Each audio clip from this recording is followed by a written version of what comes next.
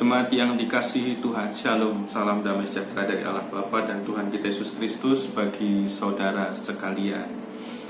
Bapak Ibu, saudara yang terkasih, di hari Rabu 6 Mei 2020 kali ini kita akan mengakhiri aktivitas kita dengan bersama-sama merenungkan salah satu bacaan leksionari dari Sinode GKJ yang ditetapkan melalui bidang PWG, yaitu Mazmur 100. Nah, ini mudah diingat-ingat, Mazmur 100.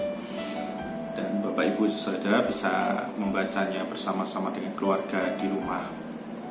Jemaat yang terkasih, kalau kita mau beribadah di hari Minggu atau di ibadah-ibadah persekutuan yang lain, idealnya hati kita itu damai sejahtera dan penuh sukacita, seperti yang tulis di Mazmur 100. Bersorak-soraklah dan bersukacitalah. Tetapi tidak menutup kemungkinan atau tidak bisa dipungkiri ketika kita beribadah di hari Minggu atau mengikuti persekutuan dimanapun Bapak Ibu mengikutinya, entah itu persekutuan wilayah atau persekutuan khusus keluarga, kita tidak selalu merasakan sukacita yang diidealkan. Ada kalanya panjenengan dan saya itu merasakan pergumulan, sedang sedih misalnya, sedang bergumul akan sesuatu, sedang gundah gulana, sedang risau, sedang gelisah hatinya, sehingga bisa jadi itu mempengaruhi kekusyukan panjenengan dan saya dalam beribadah. Saya pun juga pernah demikian, sedang sedih, sedang gundah gulana, sedang risau, tetapi harus melakukan pelayanan, menyampaikan firman. Tentu ini bisa dipastikan ini sangat mengganggu dalam saya melayani. Dan ini saya kira juga Bapak Ibu dan saudara dalam melayani maupun dalam beribadah juga pernah demikian, merasakan kerisauan sehingga mengganggu kekusyukan. Nah, idealnya memang kita bersukacita, bersorak-sorai dan penuh damai sejahtera ketika beribadah. Tetapi bagaimana jika tidak? Padahal di saat yang sama ketika itu juga kita harus beribadah, memuji nama Tuhan. Mau pujian kayak apa yang akan kita haturkan kalau hati kita sedang penuh pergumulan?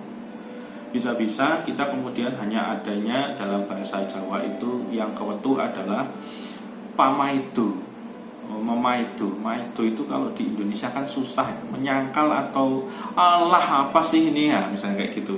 Jadi maido ini. Nah, tetapi ada satu hal yang bisa kita hayati dalam rangka kita berusaha untuk tetap bersorak dan memuji nama Tuhan, mensyukuri dan tetap merasakan damai sejahtera di tengah situasi yang tidak menyenangkan, di tengah pergumulan yang kita rasakan. Apa itu?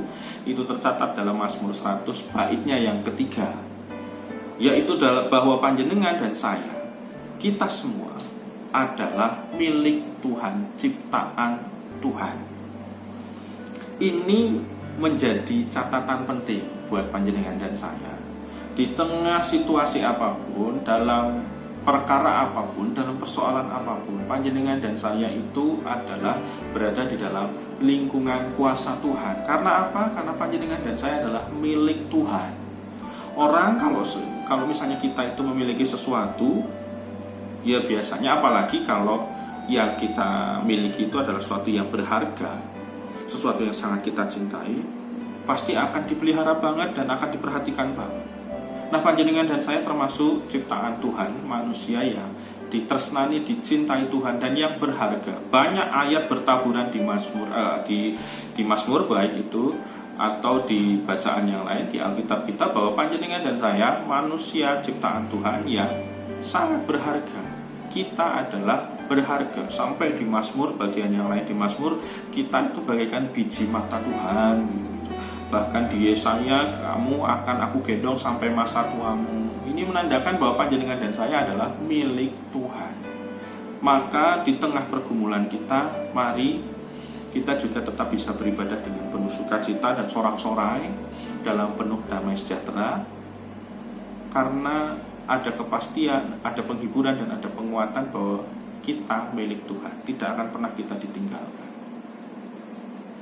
Di tengah pandemi seperti ini pun juga mungkin bisnis lesu, mungkin dagangan menjadi sangat turun drastis, tapi ada penghiburan dan penguatan yang bisa kita hayati.